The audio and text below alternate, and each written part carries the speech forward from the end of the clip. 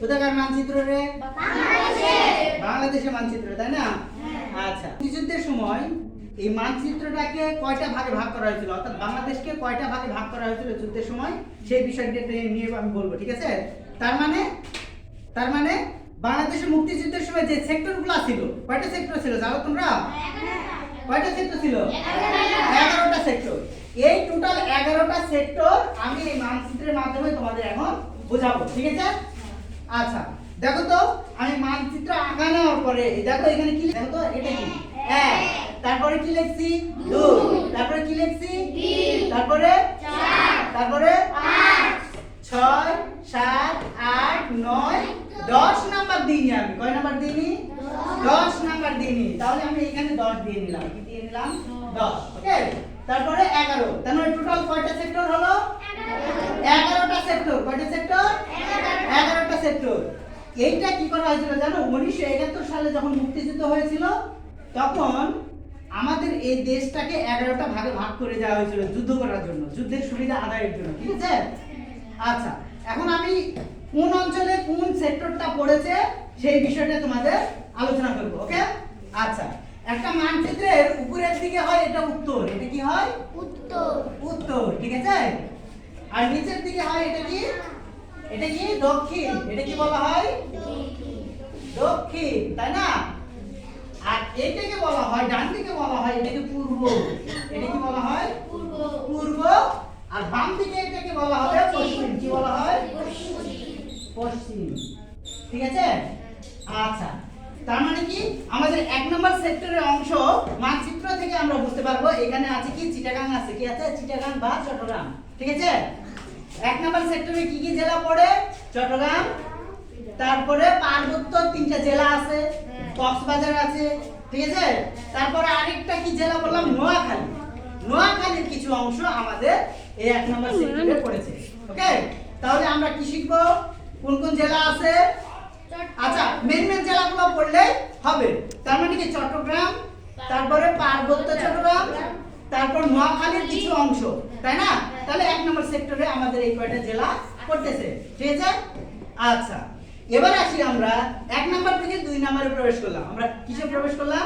2 number. দেখো 1 number কোথা থেকে দেখিয়েছিলাম? এই যে এইটুকু অংশ, এটা ছিল কি 1 নাম্বার। ওকে, আচ্ছা, 2 নাম্বার সেক্টর দেখো, এই যে দেখো এইখান থেকে শুরু করে নিয়ে এইগুলো সবগুলা 2 নাম্বার সেক্টরের অংশ। ওকে, আচ্ছা, এই 2 নম্বরের গুরুত্বপূর্ণ জেলা ছিল ঢাকা। এখানে আছে, কোথায় আছে? এই জায়গাটাতে। তার মানে ঢাকার কিছু অংশ পড়ছে। কিসের অংশ? ঢাকা জেলার কিছু অংশ পড়েছে, ঠিক আছে?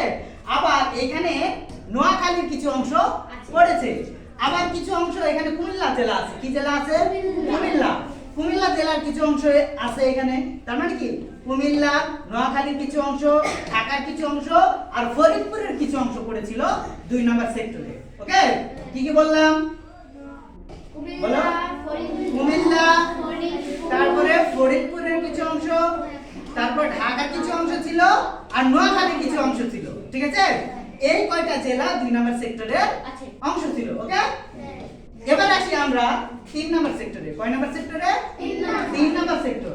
নাম্বার 3 সেক্টরে যে জিনিসগুলো পড়ছিল, ঢাকার কিছু অংশ এই 3 নম্বরের মধ্যে পড়ছে। কার অংশ? ঢাকা। তাছাড়া এইখানে আছে হচ্ছে পারে তোমার ব্রাহ্মণবাড়িয়া নামের একটা জেলা। কি জেলা? ব্রাহ্মণবাড়িয়া। আরেকটা কি ছিল? কিশোরগঞ্জ। কিশোরগঞ্জ, হ্যাঁ, মৌলভীবাজারও থাকবে। কিশোরগঞ্জেরও কিছু অংশ এর মধ্যে আছে, ঠিক আছে? তাহলে কি কি বললাম? মৌলভীবাজার জেলা ছিল, হ্যাঁ, মৌলভীবাজার জেলারও কিছু অংশ পড়ে। এখানে মৌলভীবাজার জেলা আছে, হ্যাঁ, মৌলভীবাজার জেলা। তারপরে ব্রাহ্মণবাড়িয়া জেলা, নারায়ণগঞ্জের কিছু অংশ।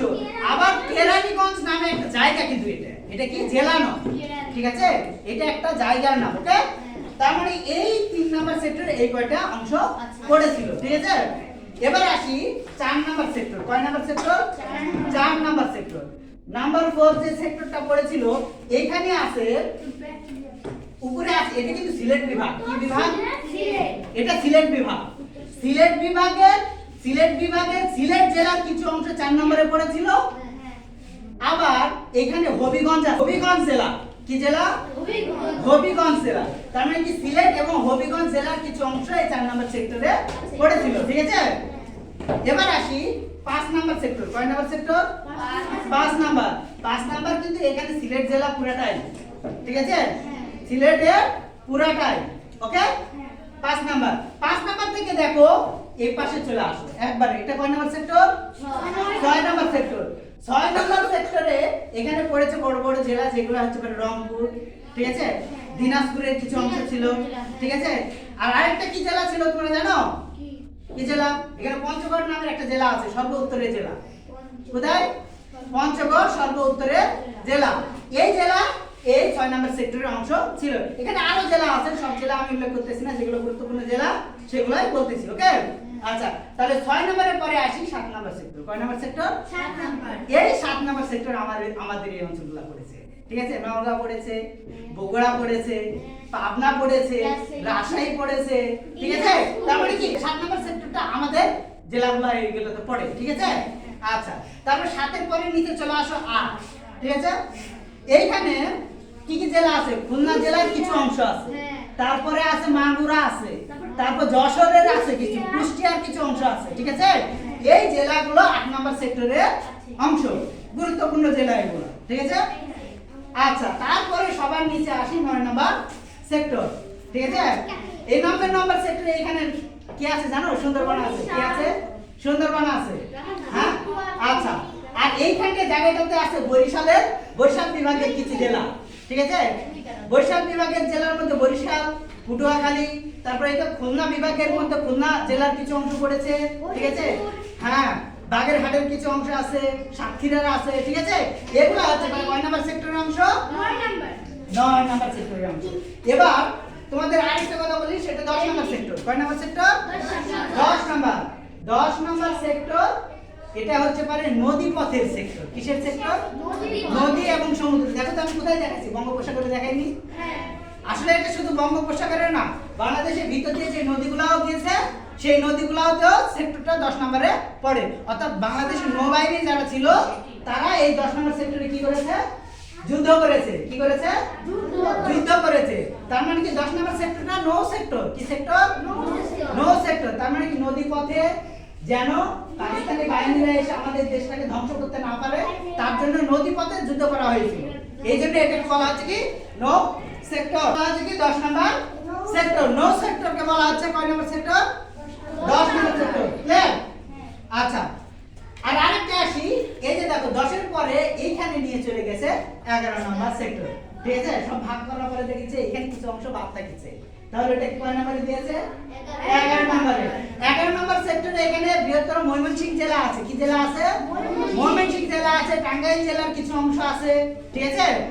আচ্ছা, এই টোটালি হচ্ছে মানে 11টা সেক্টর। কেউ যদি বাংলাদেশের মানচিত্র মাথার মধ্যে নিয়ে আসতে পারে তাহলে সেক্টরগুলো তার জন্য সহজ হয়ে যাবে। যে কোনো জায়গা থেকে কেউ প্রশ্ন করলে সে উত্তর দিতে পারবে, ঠিক আছে? আচ্ছা, তাহলে দেখো সেক্টরগুলো মনে রাখার উপায়। এই যে দেখো 1, তারপর 2 সিরিয়ালে যায়নি, তারপরে 3 নাম্বার, 4 নাম্বার, 5 নাম্বার, শুধুমাত্র এই জায়গাটাতে ড্রপ দিয়ে এই পাশে চলে আসছে 6 নাম্বার। তারপর 6 থেকে সিরিয়াল 6, 7, 8, 9, ঠিক আছে? 9 এর পরে আসলে হচ্ছে মানে 10 নম্বর সেক্টর নৌ সেক্টর। আমাদের বাংলাদেশের ভিতরে যে নদীগুলো গেছে সেগুলোতে এবং বঙ্গোপসাগর, ঠিক আছে? আচ্ছা, তাহলে 10 নম্বর সেক্টর এই কয়টা অংশে পাহারা দিয়েছে, তাই না? যুদ্ধ করেছে এই কয়টা অংশে। আর 11 নম্বরটা কোথায় আসছে? একবারে সবার উপরে, ঠিক আছে? তার মানে কি আমরা বুঝতে পারলাম? ক্লিয়ার হয়েছি? ক্লিয়ার হয়েছি? শুধুমাত্র আমাদের জানতে হবে 64 জেলা কোন কোন বিভাগের মধ্যে কোনটা পড়ে। যদি আমরা বিভাগ জানতে পারি তাহলে সবকিছু আমরা কি করতে পারবো? জানতে পারবো, ঠিক আছে? পারবো না? আচ্ছা, তারপর 1 নম্বর সেক্টর কোন কোন জেলা পড়ছে বলো তো?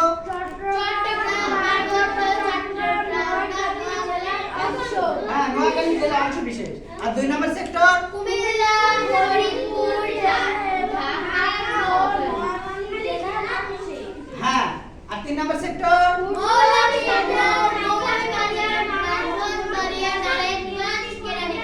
কেরানীগঞ্জ। আচ্ছা, তারপরে 4 নম্বর সেক্টর?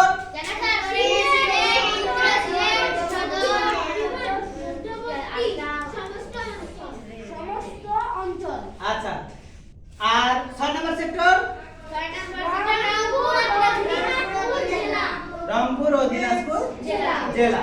আচ্ছা, এখন তোমাদের যে জিনিসটা দেখাবো সেক্টরটা আমি কি করে দিব, মুছে দিব। কি করে দিব? মুছে দিব, ঠিক আছে? আচ্ছা, সেক্টরের জায়গাতে শুধুমাত্র দেখো এবার আমি কি লিখে দিব, সেক্টর সবগুলা মিশিয়ে দিলাম। ওকে,